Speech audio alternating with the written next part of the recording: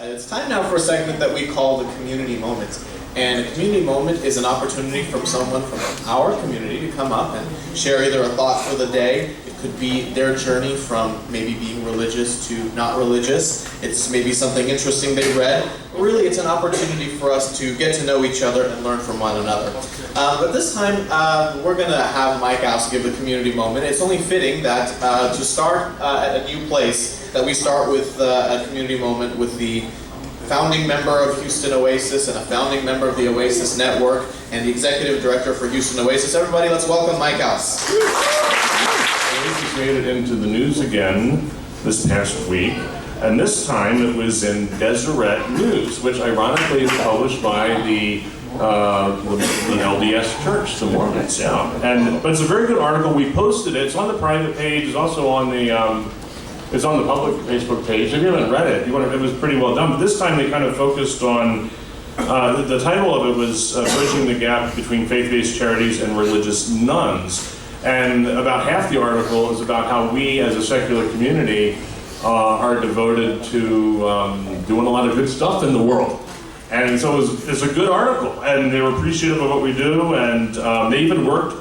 It says community service, this is from the article, community service has been a key part of Houston Oasis throughout its nearly 4 years of operation. Two of the group's 5 core values focus on service. Meaning comes from making a difference, and human hands solve human problems. So our core values got into the article. And it kind of warms my heart. It makes me glad to know that we are becoming known as, the Oasis movement as a secular group that's, we're not about throwing stones, but we're about building bridges and just making the world a better place, because it's the right thing to do and it feels good, and it's what we're about as humans, because all humans have this impulse to help our fellow humans and make the world better and to be a source of good in the world. And I like the fact that people are seeing us that way. Speaking of which, yesterday we had a great volunteer project at Books Between Kids, where volunteers from Houston Oasis, 22 volunteers, sorted through thousands of books that are going to be distributed to needy children in the Houston area so they can have their own home libraries. If you were at Books Between Kids yesterday, please stand so we can thank you for your service.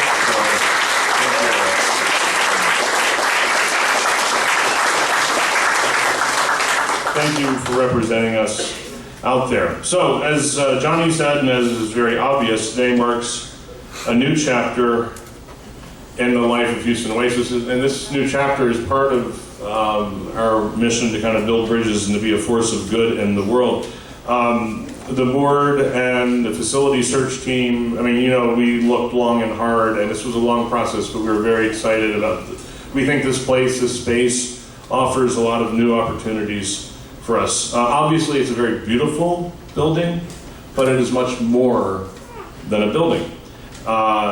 This is not just a move to a new venue.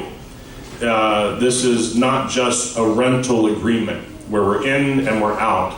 This is a neighborhood center that is very, very important to the people of the near north side. And it's got, I'll talk more about that importance in a little bit, but this is, the community center is operated by Neighborhood Centers, Inc., which is a nonprofit agency, it's a United Way agency actually, that's been around since like 1907.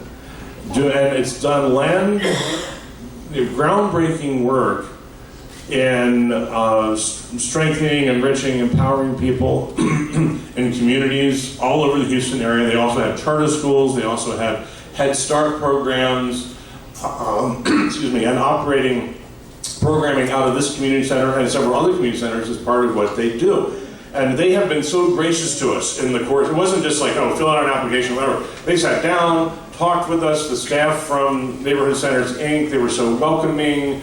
They know, all about what we're about, and they're excited about the opportunities, not just for a rental agreement, but for partnership. Leonel Castillo Center is a hub of activity for programs that empower and enrich the lives of people in the near north side. There are ESL classes here during the week. There are financial education classes. There are exercise classes, programming for kids.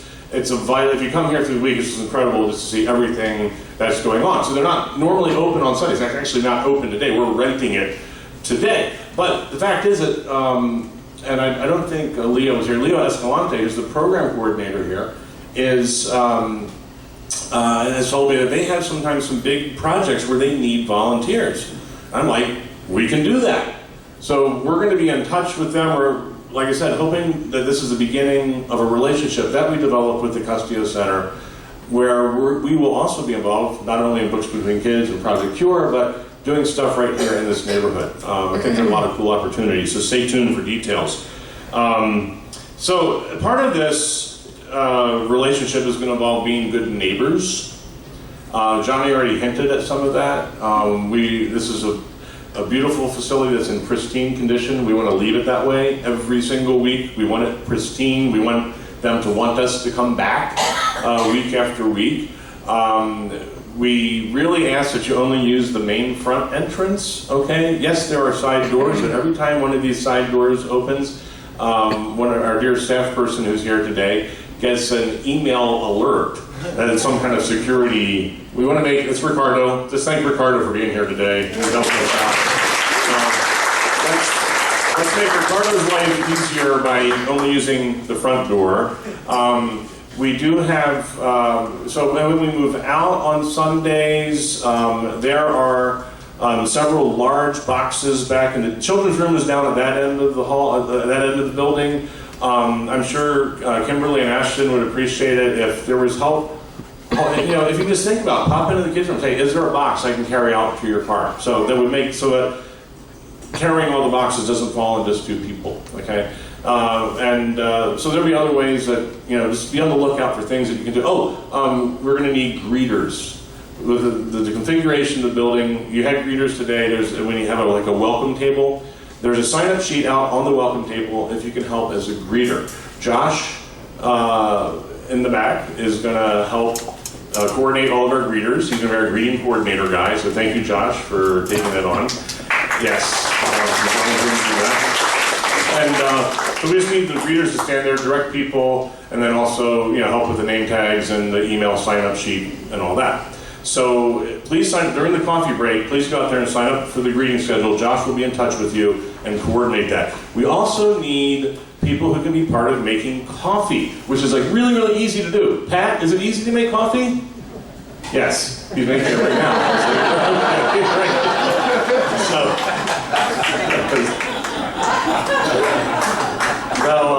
It is easy.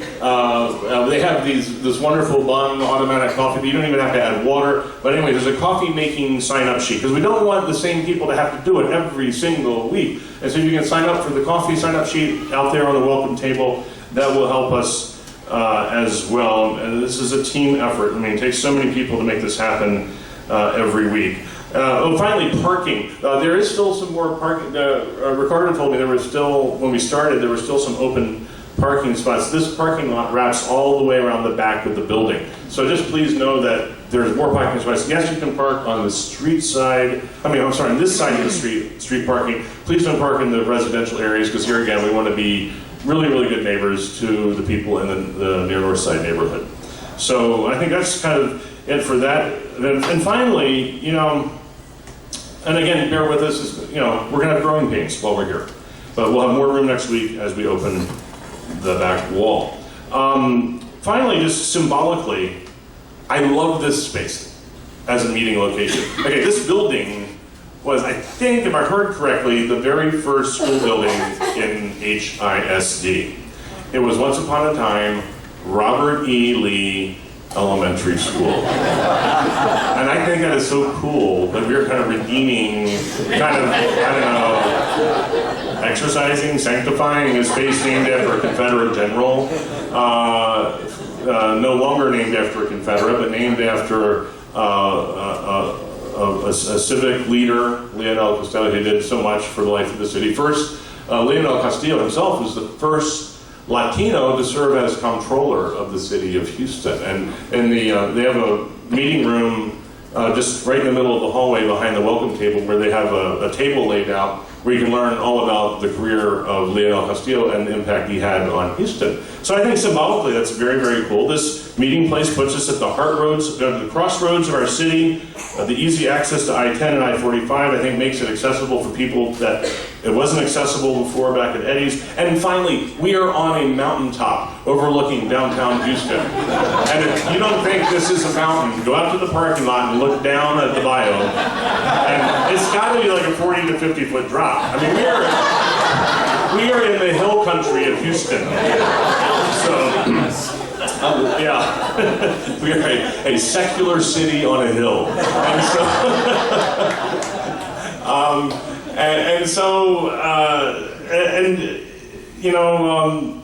In a few minutes after the coffee break, Rebecca Bitzman, we're so glad she's here today, she's going to talk about disaster recovery. And I can think of at least one disaster going on right now that all of us are going to help in the recovery from, and that disaster is the election. And the reason I say that is there was a story on NPR the other day. I heard about this, like they've researched this. There's the problem, a pervasive problem in our country now called election-induced anxiety. And here's just one factoid I learned, that if you're in your car driving and you hear a political story that irritates you, your negative response system kicks in automatically, and you unconsciously automatically start to drive about 15 miles an hour faster than you were driving before. And that was just, pay attention to that, okay? And so I think the election has exposed and unleashed so many dark sides of our national life. And like the researchers and experts are saying, recovery is going to take a while. And we're going to need joy and goodwill and positivity like never before. And I think that's what this community is about. And we're going to play a role in that recovery, not just here, but in the communities, the Oasis communities across the country. I think we can help continue to be, we're going to be a source of good that's going to make a difference in people's lives. So I think this is a very exciting time. Thank you so much for being here today. And I'm going to turn it over to Johnny.